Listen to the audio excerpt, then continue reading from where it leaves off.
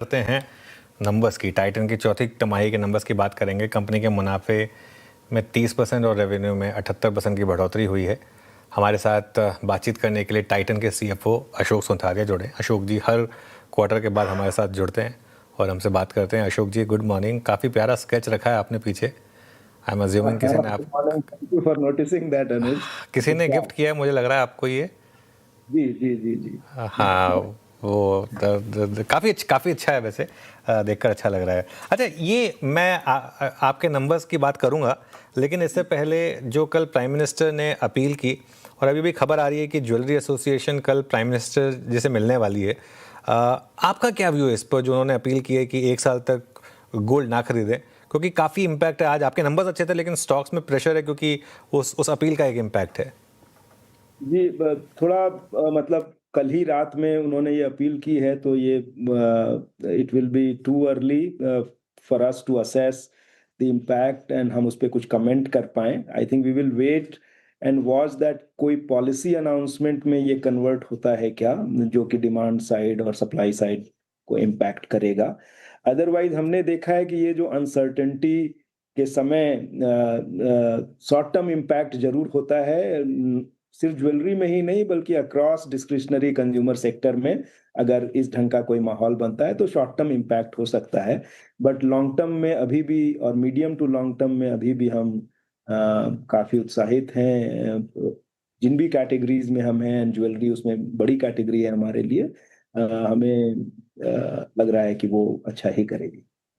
बिल्कुल, मैं आपकी बात से सहमत हूँ। मैं ऑब्वियसली आई एम श्योर कि अभी इसमें नंबर्स पे असेसमेंट में तो अभी टाइम लगेगा, लेकिन मैं इन जनरल पूछ रहा था क्योंकि प्राइम मिनिस्टर ने जो अपील की है वो देश हित को लेकर उन्होंने फॉरेन एक्सचेंज पर जो प्रेशर आ रहा है उससे रिलेटेड की है।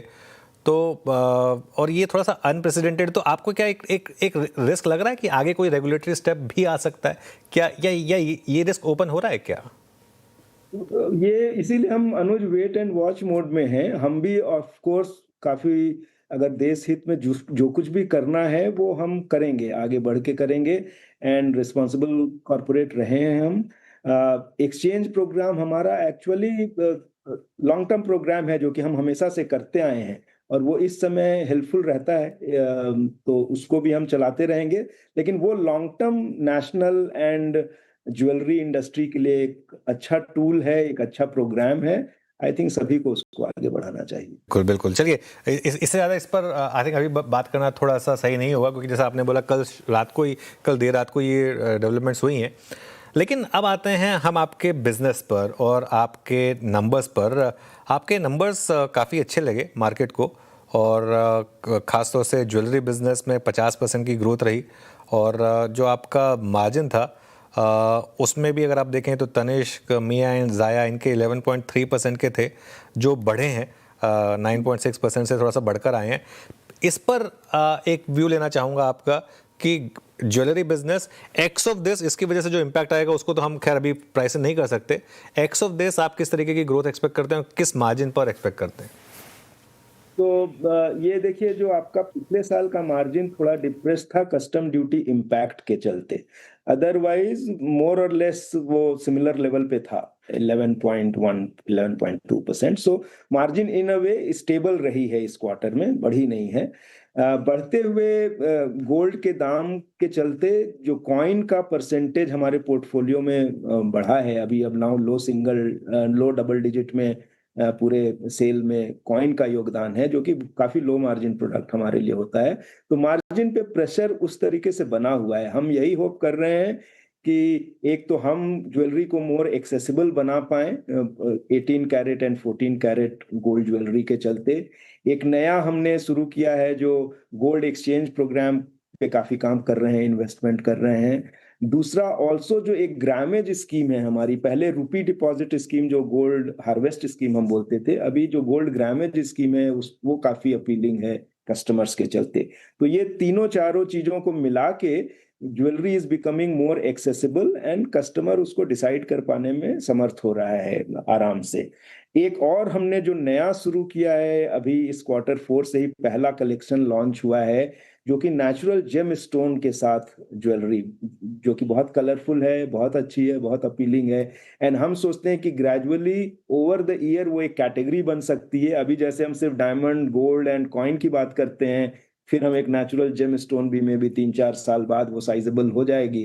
तो एक चौथी कैटेगरी जो कि कस्टमर्स एक्सप्लोर कर सकते हैं अपने को अड ऑन करने के लिए। तो ये सारी चीजें चल रही हैं। लाइट ज्वेलरी पे काफी काम चल रहा है, जिससे कि jewellery remain accessible in spite of gold prices going up.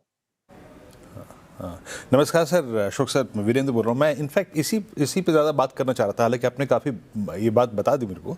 मतलब आप मान रहे हैं कि ज्वेलरी सेगमेंट जो ग्रोथ हुई है उसका बड़ा योगदान ये रहा कि 18 कैरेट 14 कैरेट पे आके मतलब उसी टिकट साइज में क्लाइंट ज्वेलरी अच्छी खासी ले रहा है। ये सर 18 और 14 कैरेट में टोटल ज्वेलरी कितनी बिकी? टोटल ज्वेलरी का कितना तो पोर्शन था 18 और 14 में? टिकट साइज भी बढ़ रही है। जैसे पिछले Q4 में पूरी टिकट साइज 40% बढ़ी है। ओके, एंड 8% बायर ग्रोथ हुआ है, जो कि कई क्वार्टर के बाद हुआ। आपको अगर याद होगा, हर हर क्वार्टर में हम बात करते हैं, बायर ग्रोथ फ्लैट था पिछले 3-4 क्वार्टर से, जो कि Q4 में 8% वो बढ़ा है और 40% टिकट साइज बढ़ा है। उसकी वजह से 46% की ग्रोथ हमने डिलीवर की है डोमेस्टिक मार्केट में, 50% ओवरऑल कंसोलिडेटेड लेवल पे। सो और जहां तक 14 कैरेट और 18 कैरेट का सवाल है, एग्जैक्ट नंबर मेरे पास नहीं है, लेकिन एक quarter of the jewellery now 25% of the gold jewelries are around 18 carat and 25% diamond jewelries are around on 14 carat gold. So 25% के आसपास आई थिंक वॉल्यूम इनसे आ रहा है, और ये बढ़ रहा है। मतलब Okay. इसमें हमारे अच्छा। आते जाएंगे। Okay, that's good. अच्छा सर, अब वॉच सेगमेंट में आते हैं। ये मेरा खुद का निजी तजुर्बा भी है कि मैं भी स्मार्ट वॉच से उतर के अब एनालॉग पे दोबारा आ चुका हूँ। ये सिर्फ जो ये आपके स्मार्ट वॉचेस में डिक्लाइन है 50% का, एनालॉग वॉचेस 15% ग्रो, ये दैट्स इंडस्ट्री में पूरा ऐसा ही हो रहा है, या फिर ये सिर्फ टाइटन के साथ सूरत हाल ऐसा है?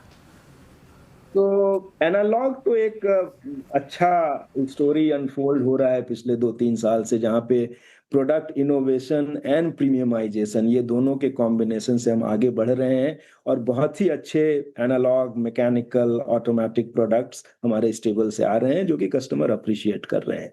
जहां तक स्मार्ट वॉच का है, पूरी इंडस्ट्री 2 साल से काफी वॉल्यूम डी ग्रोथ देख रही थी, लेकिन हम उसी में एक थोड़ा सा, आप बोले अगर स्ट्रेटेजिक पॉज में थे, जहां पे हम बोल रहे हैं कि हम ऐसा कुछ प्ले करना चाहते हैं जहां पे हम टाइटन का design differentiation and more reliable technology we can bring. So we are in a way slight pause mode on that sector and trying to bring differentiated product. देखिए, जो आप अगर स्मार्ट वॉच इंडस्ट्री को analyse करें, और आपका observation सही था कि बहुत लोग वापस एनालॉग की तरफ आ रहे हैं, और या हर समय 24 घंटे they don't want to be distracted through smart watch. But smart watch का जो यूटिलिटी पार्ट है वो अभी भी इंटैक्ट है, एंड बहुत लोग एक स्मार्ट वॉच रख रहे हैं और कुछ एनालॉग वॉचेस रख रहे हैं। जब वो जिम करते हैं, रन करते हैं, और या स्लीप ट्रैक करना चाहते हैं, उसके लिए अभी भी स्मार्ट वॉच यूज कर रहे हैं। सो स्मार्ट वॉच में एक हाई एंड सेगमेंट है और एक लो साइड है, जहां पे बहुत लोग, कोई डिफरेंशिएशन नहीं है। हम उस गेम से निकल के, हमको लगता है कि there is a space in between the top end and the low end, जहां पे अगर आप अच्छा डिजाइन, अच्छा technical, which is made for India, kind of designed for India, skin tonality and the technology around that, वो customer premium देने के लिए तैयार होगा, और अच्छा प्रोडक्ट आ सकता है जो कि डिफरेंशिएटेड होगा। और हम उस पर काम कर रहे हैं, कुछ आने शुरू हो गए हैं, बट आप जैसे जैसे आगे बढ़ेंगे, आप देखेंगे Titan is bringing some more product which are better than the low end products and slightly attractively priced compare to high end product. Okay. Eyewear segment में अब क्या बड़े ट्रेंड्स हैं, क्योंकि काफ़ी यहाँ पर अब नए प्लेयर्स भी हैं, एक बड़ा लिस्टेड प्लेयर भी हो गया है, अब वो मेटा के ग्लासेस जो हैं वो भी काफ़ी धूम मचा रहे हैं। तो इसमें अब आपके जो आपका आउटलुक है इस सेगमेंट को लेकर, वो क्या है? तो देखिए, अभी क्वार्टर 4 में हमने 17% का ग्रोथ दर्ज किया है और हमारी उम्मीद है कि आगे आने वाले महीनों में भी स्ट्रॉन्ग डबल डिजिट ग्रोथ हम डिलीवर कर सकते हैं। हमारी पोजीशनिंग जो हम कर रहे हैं कि multi brand and multi customer, the whole family destination kind of thing, where kids से लेके उनके ग्रैंडफादर तक के लिए अच्छी ऑफरिंग हो, और ऑप्टोमेट्री केयर का एक गोल्ड स्टैंडर्ड बनाना इंडिया में, ताकि वो क्वालिटी एकदम टॉप नॉच हो।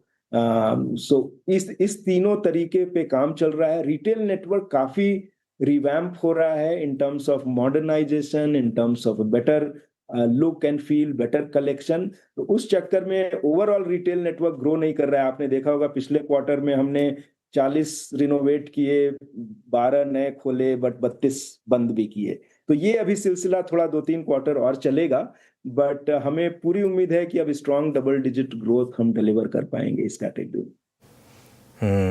ओके, चलिए अच्छा, एक आखिरी सवाल। आपका एक्विजिशन का ट्रैक रिकॉर्ड अच्छा रहा, कैरेटलेन तो खास तौर से आपके लिए ज़बरदस्त एक्विजिशन रहा। अभी डमास भी ठीक ठाक इंटीग्रेट हो रहा है। कोई और एक्विजिशन है प्लान में या अभी बस इतना काफ़ी है? नहीं सर, अभी दमास को पहले सक्सेसफुली एग्जीक्यूट करना है and then we will think about a new, but teams keep evaluating, keep looking around, never say no to anything, but अभी ज्यादा फोकस है हमारा दमास इंटीग्रेशन। बहुत बहुत शुक्रिया आपका अशोक जी, आज हमारे साथ जुड़ने के लिए, और अगले क्वार्टर फिर आपसे बात होगी। थैंक यू सो मच आज के लिए।